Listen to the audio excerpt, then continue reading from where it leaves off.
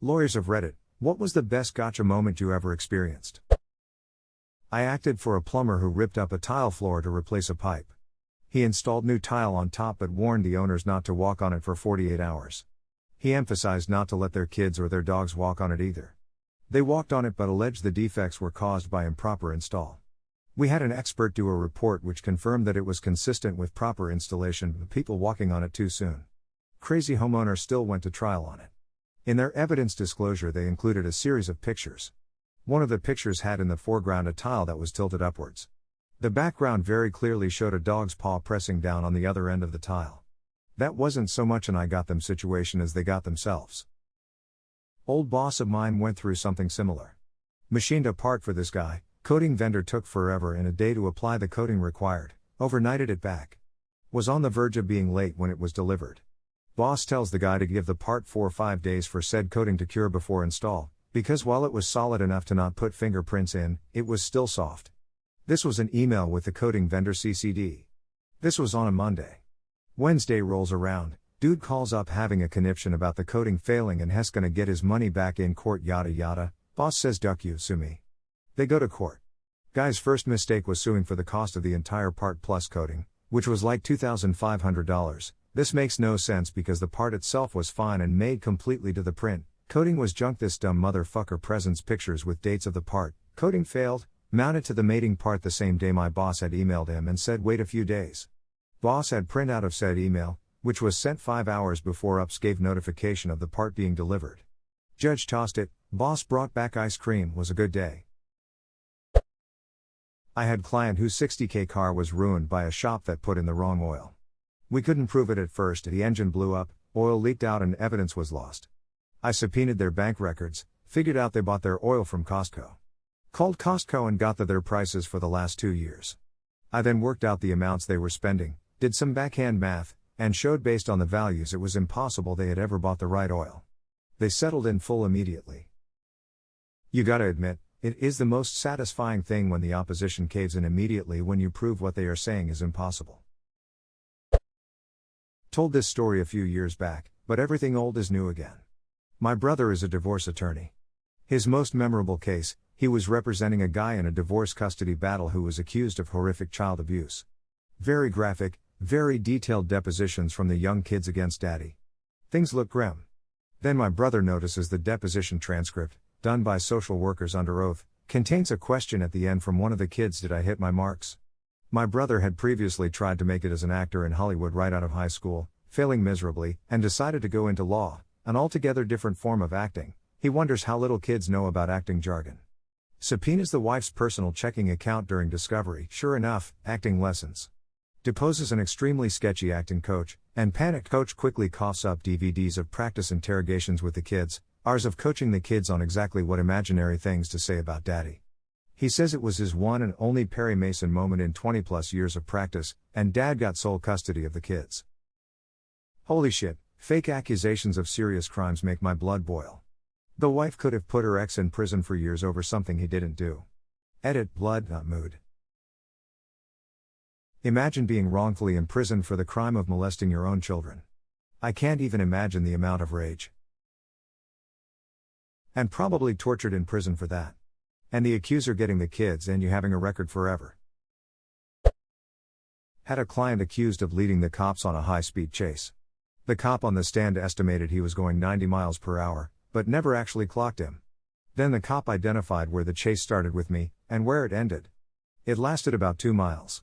Then we went through his log of when it started and when it ended. About 3.5 minutes. Once you walk through the math on that, the average speed of this chase was 35 miles per hour. Client got acquitted really quickly after that. I was suing a landlord who failed to make serious repairs in order to force the tenant out. The hard part is proving bad intent instead of mere idiocy, so you get higher damages. Code enforcement was involved, so I request those records. The landlord left a voicemail to the enforcement department saying to hold off on the fines, they will make the repairs as soon as the tenant is forced out. That was an easy case. Some crap like this happened to my dad. Landlord refused to make repairs, washer was busted, garbage disposal was leaking and forced floorboards to warp. My dad moved and wanted his deposit. They wouldn't give it to him. He took them to court. He took pictures before he left and kept all texts from them. They walked themselves into a corner with everything they said. My dad was prepared for every claim. Eventually the judge told my dad he could fight it until the end and get his whole deposit, or the landlord could give most of it now and it would be over. He took the deal because he didn't have the time for court, and the look of anger and defeat on the landlord's face was too satisfying. It's 3 years later and the repairs still haven't been made in the apartment. Edit spelling. Also, he heard about the lack of repairs from his old neighbor who still lives there. I never understand these kinds of situations. The cost of repairs can amount to more than a few $100s at first. The warped boards might push that up over $1,000, but I'd be surprised if those repairs exceeded $2,000. They easily spent more than that in court. I was representing mom in a bitter custody fight. Dad wanted full custody and argued mom was an unfit parent. Mom wanted full custody because dad had a history of domestic violence towards her and the kids. Dad's lawyer was doing a good job of painting her in a bad light during his cross-examination, and I was starting to get worried. His lawyer brought a close family friend as a character witness for dad, who said the usual nice things about dad. Then he said something about the moaning chickens. I thought that was odd, so I asked more questions. I was able to get the friend to spill the beans that the dad owned chickens for illegal cockfighting, and he'd take his minor children to these cockfights, and when the children were acting up, he'd punish them by forcing them to feed the chickens, during which they would get pecked and scratched by the chickens. And obviously, the children were terrified of those chickens. I could see the color draining from dad's lawyer's face. Mom got full custody. This one broke my heart. What type of bottom-feeding sea scrum can do that to their own kids? Agreed. I've kept track of this family over the years and all the kids are doing well with mom. Thank God. Usually stuff like this has a terrible outcome even when the right people win on paper just from all the trauma. Someone told me this. The lawyer was describing the theft. The footprints make it seem as though he didn't go to the basement, and the defendant said, "Actually we did."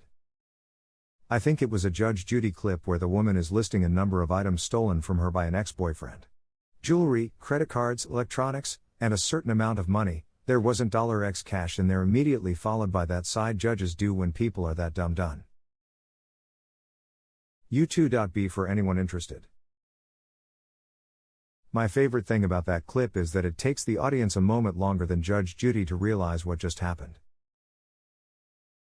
She was a criminal lawyer and an actual judge before TV. If she wasn't quicker on the draw than the audience, that'd be very odd. That's why her show always seems so much better than the countless clones it spawned. She's not just a random adjudicator arbitrarily giving out judgments, she knows the law and how to control a courtroom. I went through a phase of watching TV judges. Judy is far and away my favorite. The other judges usually start with "tell me what happened," and you get a Walmart queen rambling about her baby daddy for 10 minutes. But Judge Judy asks pointed questions and completely controls the convention, like she's cross-examining both parties at the same time. I was deposing a guy in a large breach of contract fraud action.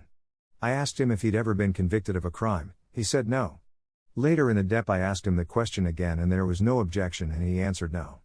I then whipped out his indictment for felony fraud and his conviction for misdemeanor conspiracy, and he denied it was him until I started asking about his co-conspirator, his son, and then he gave me the "oh yeah, I remember something about that." My brother is an attorney. He had a case where the guy said he was permanently disabled from a work accident. At a deposition, my brother overheard the guy talking about getting his house remodeled. He was already spending the money he thought he was getting. My brother drove by the house to see how much work was being done and saw the guy carrying bundles of roofing shingles up a ladder to the roof. This was before smartphones, so he drove to a Best Buy and bought a video camera, went back and recorded the guy. He had copies made and sent to the other attorney. The guy dropped the suit and was back at work the following Monday. My brother's client didn't want to pay for the video camera.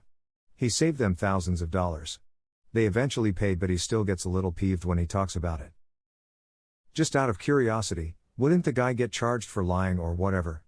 Therese, no way he can go after a company for workers' comp or whatever and get caught in a lie then go straight back to work, right? Or would the company have to press charges?